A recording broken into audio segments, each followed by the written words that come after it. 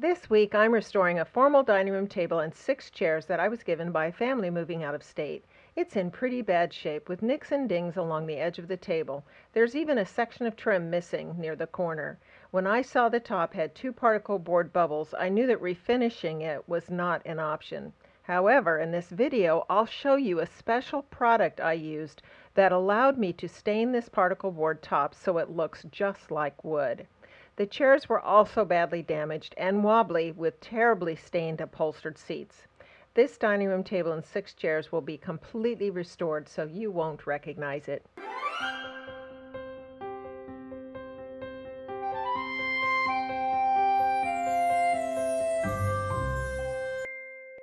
While it's not difficult to refinish a dining room table and chairs, it does take a long time. If you have a dining room set that's seen better days, it's much cheaper to refinish it than it is to buy a new one. The retail price of a comparable set to the one I'm refinishing in this video can be over $2,000. The table alone is frequently over $700. If you're a furniture flipper like me, refinishing a dining room table and chairs can be very profitable if you choose the right set and refinish it in a way that is popular with today's trends. Painting a set bright blue is hard to sell. There's a link at the end of the video explaining how I made over $2,000 profit flipping a dining room set with only a few hours worth of work. That video goes into a great deal of detail how to select the right set, where to buy it used, where to sell it, etc. to make the most money. The set in that video didn't require refinishing, so this video today will give you the detailed instructions you need to finish the set in different ways for your personal use or to flip it for a profit. This is a good set to flip because it's very contemporary in style with sleek, simple lines. Of course, the seats were extremely dirty, so I knew that I had to reupholster them. But you'll see in this video how very easy it is to reupholster seats. The very first thing I did was to remove the seats and clean all the chairs and table with a degreaser. This is an important step because the dirt and grease on the surface can prevent the paint from adhering to the furniture. This set was filthy.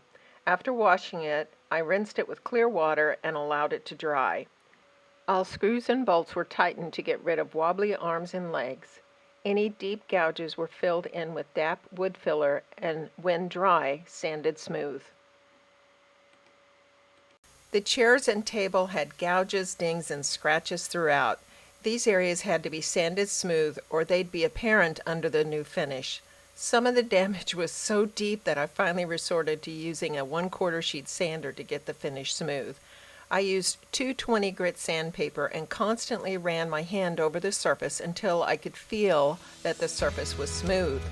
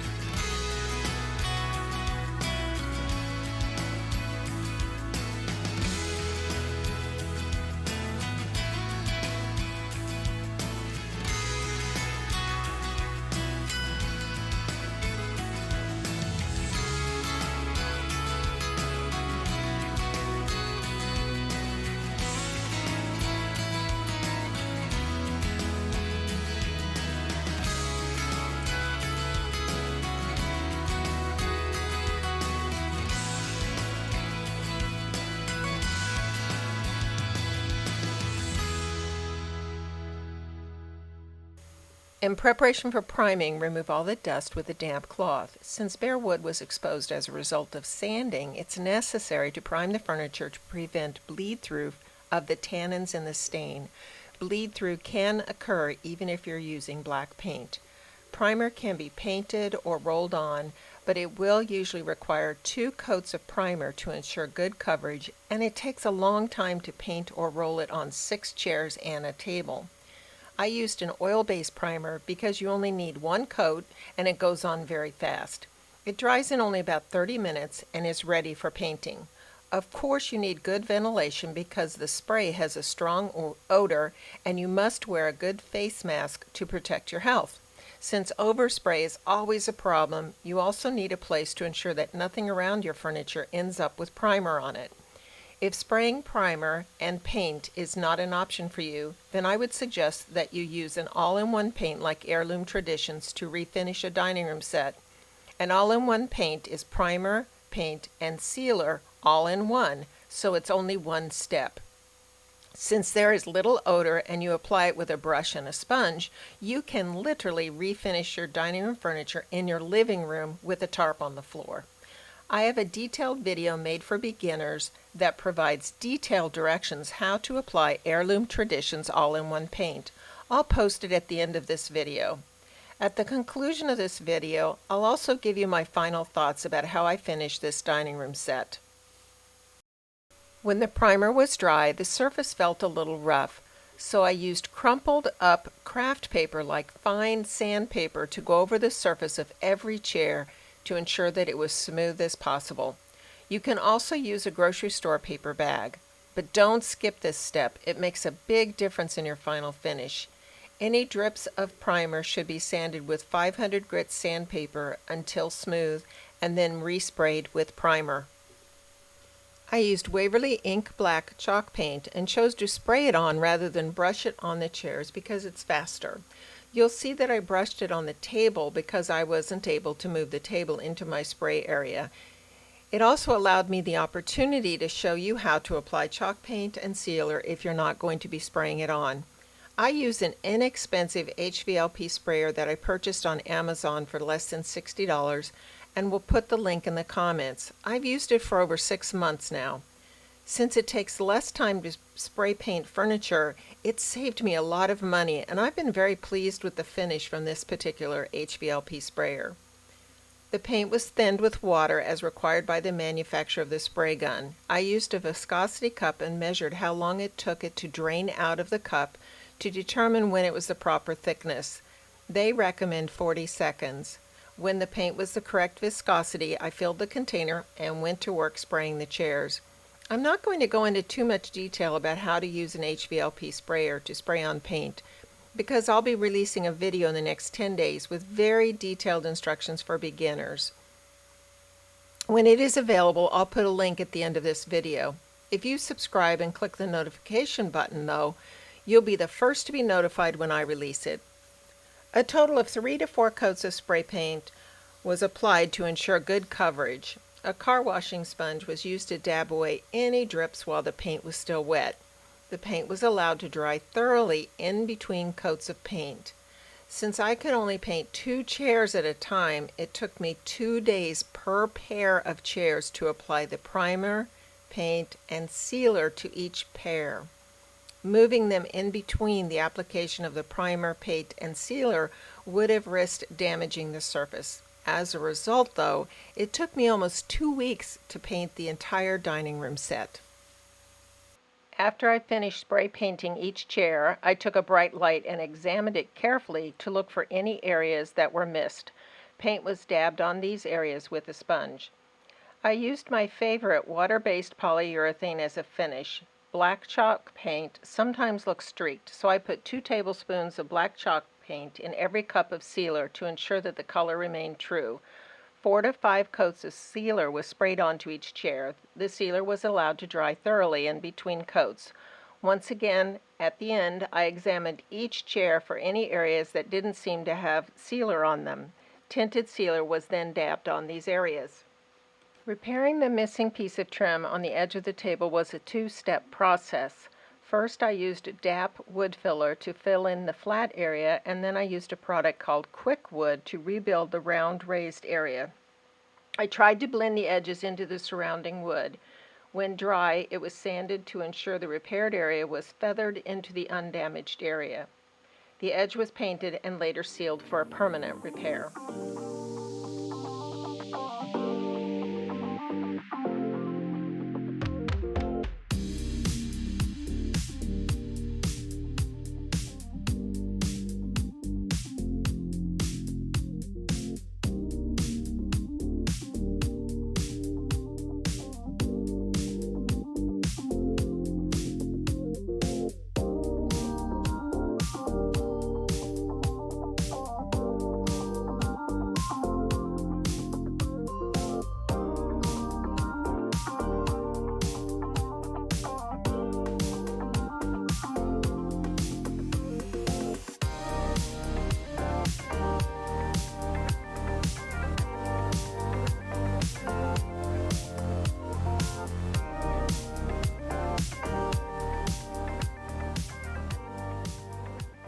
To paint the body of the table, I used the same black chalk paint and a synthetic bristle brush. Since the Waverly chalk paint is very thick, it was thinned with a little water before applying. The surface was sprayed with water as needed to thin it further if I felt the paintbrush dragging over the surface. I gave the entire body and legs 2 coats of paint. I intended to give it additional coats of paint after I finished the top. If you select to use a brush to paint on the chalk paint, apply even strokes and thin the paint as needed. I found that the second coat was more smooth if I used a car washing sponge to apply it. Use a crumpled up brown paper bag or craft paper to sand the finish in between coats for a smoother final finish. Be certain to use a cloth dampened with water to remove dust in between coats of paint and before applying the sealer.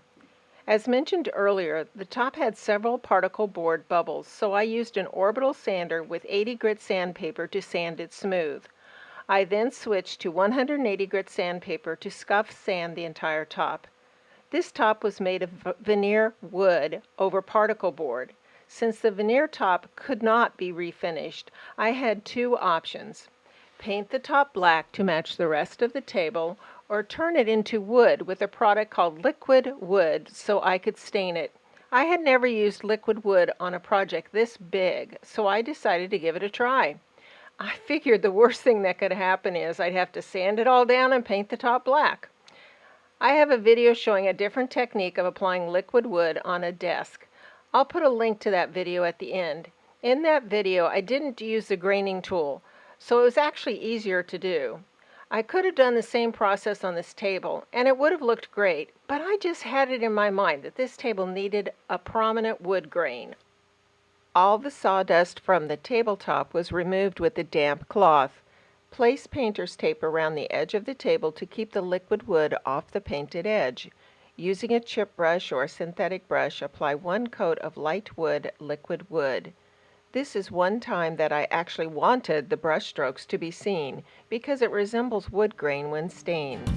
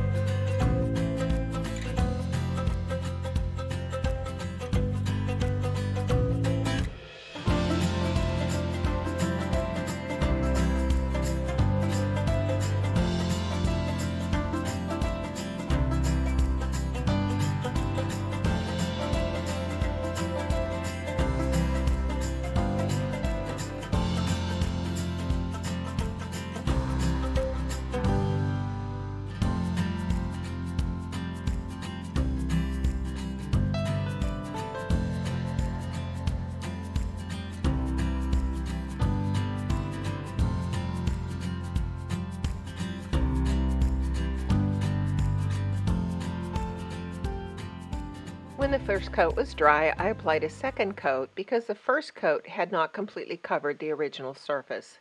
To speed up the drying, use a hairdryer. I used large fans, and that helped make drying faster. Before staining, I lightly sanded the surface with 220 grit sandpaper and then removed any dust with a damp cloth. I was now ready to apply the antique walnut stain. I intentionally applied it with streaks that looked like wood grain, but this is a matter of personal preference.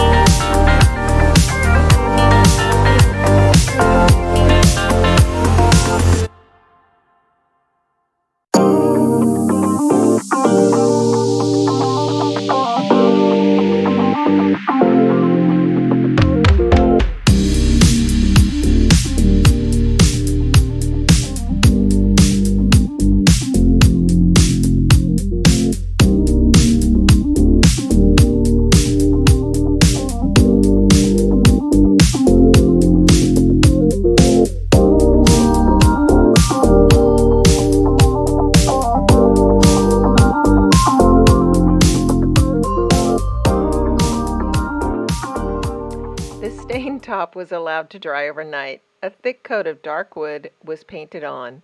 Since liquid wood dries pretty fast, I turned off the fans and only did a section at a time, making certain that I was using a wet edge when I started a new section.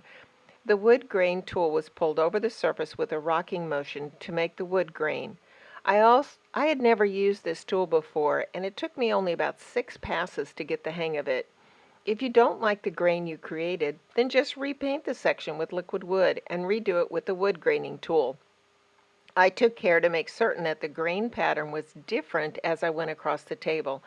I also took care that there was not an abrupt end to the pattern at the edges. The wood grain should be straight, and after a while I found that if I stood at the side of the table, I tended to create a curve in the grain.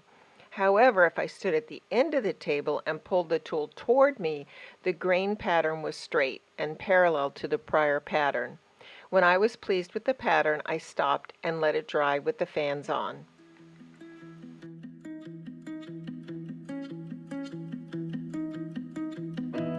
My apartment is a mess. There's no room for happiness.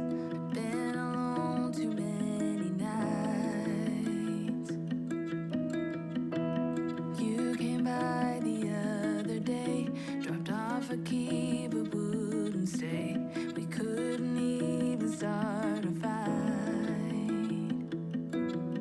I know it's only been a week, but I can't eat, I'm losing sleep, I'm missing you. On Sunday, I will make a brand new start.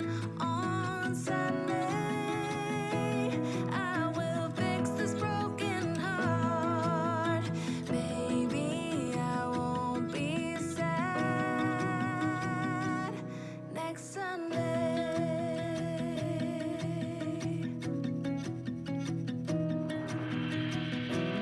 People running off to work. No one sees how much you hurt. It doesn't matter anyway. Picked up a coffee down the street, the place we always used to meet. It's getting cold here in LA. I know it's only been 2 weeks. I can't eat, I'm losing sleep, I'm missing you. On Sunday, I will make a brand new start. On Sunday, I will fix this broken heart. Maybe I won't be sad. I'll be okay. I'll find a way inside my heart. I'll find the missing part. I'm over being sad. On Sunday, I will make a brand new start. On Sunday, I'll fix this broken heart. Baby, I won't be sad. Oh, maybe I won't be sad this Sunday.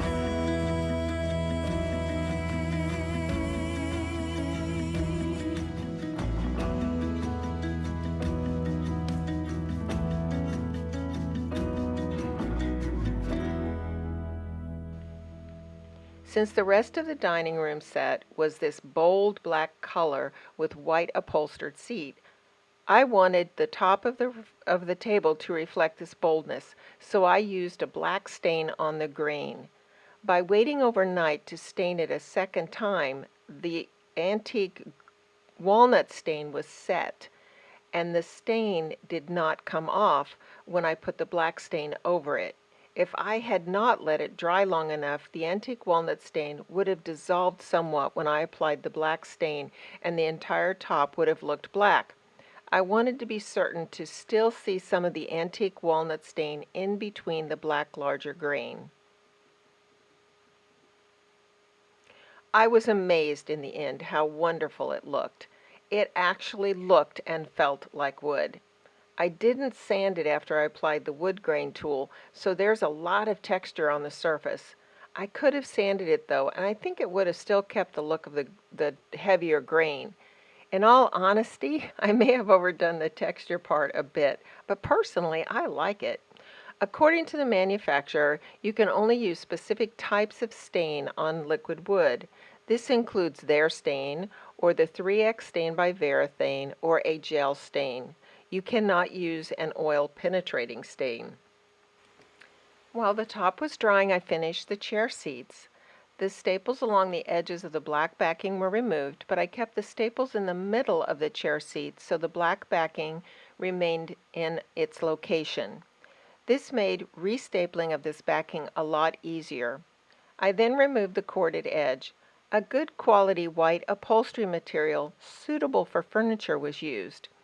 Since the material was a little wrinkled, I ironed it flat and then cut it to size. Then it was simply a matter of stapling it to the chair. I made it certain to hold the fabric very tight to ensure that it had no wrinkles. I put kind of a pleat in each corner and tried to repeat this same corner on each chair for consistency. Notice that I put the staples very close together to reduce the strain on the fabric. The extra fabric was cut off and the black backing was restapled in place. Leaving the old fabric seats in place and keeping the center staples on the black backing made the whole process really very easy. The seats were screwed back onto the chair frames and I installed plastic furniture glides onto each chair leg. To finish the table, I put a total of 3 coats of polyurethane on the top of it using a synthetic bristle brush. This was extra thick poly, so 3 coats were the equivalent of 9 coats of regular polyurethane. Of course, I allowed it to dry in between coats, and I used water-based polyurethane so it dried rather quickly. You'll note that it's cloudy when it goes on, but it becomes clear when it's dry. I then removed all the painter's tape around the perimeter of the top and sanded smooth any drips or rough areas. 1 more coat of black chalk paint was applied. When dried, I applied 4 coats of the black tinted regular poly-based polyurethane that I used on the chairs to the edge and legs of this table. We are now at my favorite part of any furniture makeover. I think you'll agree that this dining room set was in pretty bad condition when I started. As promised at the beginning of this video, refinishing a dining room table and 4 chairs takes a long time. I do believe that the end result made it all worthwhile. Now that I've completed this dining room set, I wanted to talk about what I would have done differently. I would not have changed anything about the liquid wood tabletop. I think it turned out great. The triple thick polish should make it durable for years to come. Using chalk paint did take a long time, even taking into consideration the fact that I sprayed it on. In hindsight, I think it would have been faster if I'd used the Heirloom Traditions all-in-one paint and applied it with a brush and sponge. I would have had to apply 2 to 3 coats of the Heirloom Traditions to the chairs, but it dries in about 15 to 30 minutes, so I could have done the chairs a lot faster. I would not have had to apply primer or a top coat, and if you use the technique that I show in the video that I'm going to link at the end of this video, the finish will be almost as smooth as if you sprayed it. While that alone is a huge benefit, the biggest advantage is touch-up. When chalk paint is used, it must have a sealer on top. Therefore, if you get a nick in it, you simply cannot touch it up without the touch-up being apparent. For example, if you touch up a spot on the leg of a chair, the area will be a different color. The only way to correct it is to repaint the entire leg and put more sealer on the entire leg. With Heirloom Traditions, you simply dab on more paint over the area and it blends in seamlessly. For a dining room set used by a busy family, this is a big advantage. I've tested Heirloom Traditions for durability and it stands up to scratches and scrapes, so I would use it with confidence on a dining room set. I'm not being paid or sponsored by Heirloom Traditions. I'm simply giving you my honest opinion. I hope I've inspired you to use some of the techniques I've showed you in this video to restore your dining room set for your personal use or to buy one very inexpensively and then flip it for a profit. You may even be able to find one that someone is giving away for free like I did. If you found this video informative, I have 2 more videos you might enjoy on your right. In addition, if you become a regular subscriber and click the notification bell, you'll be the first one notified when I post my weekly video. Thanks for watching. But it's so good to see you.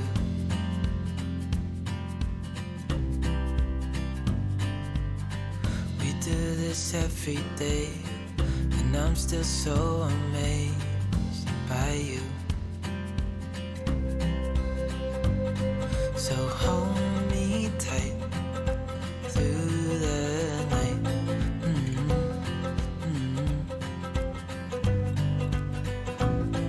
It's just us two.